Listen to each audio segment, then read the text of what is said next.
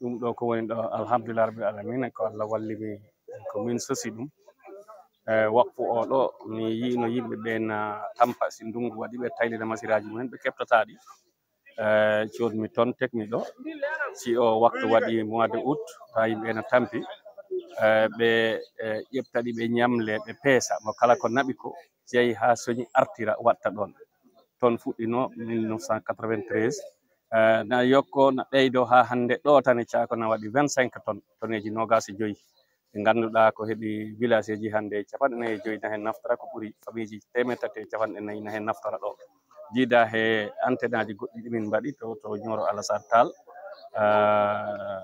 commune Nioro Alassane Tall ɗo wiyete Thioyen Hammadi e noon kadi commune Sakar ɗo to Casamance ɗo wiyete Djiguimar Thioyen na waɗi tonneji ɗiɗi he barile 8 Djiguimar na waɗi barile 8 hawle ɗum ɗon fof min mbaɗi ɗum tan ko pour jaggirande yimɓe ɓe te tawa min tegi ɗum koko l'islam jangini ko wiyete waqf e ardul hasan eyyi to banggue gaynaka ne woɗɗum waqfu momin waɗi pour beyi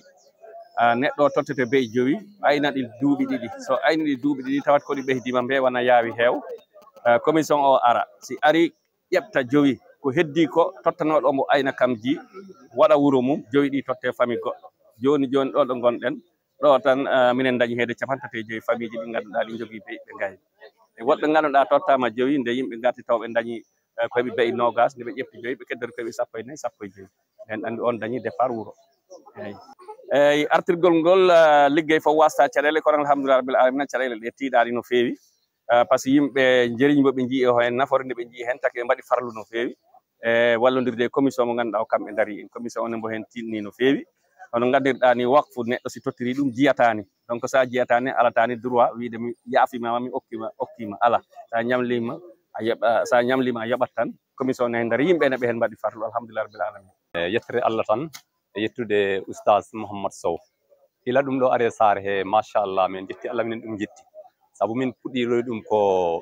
kiloji min ƴettanto kiloji 25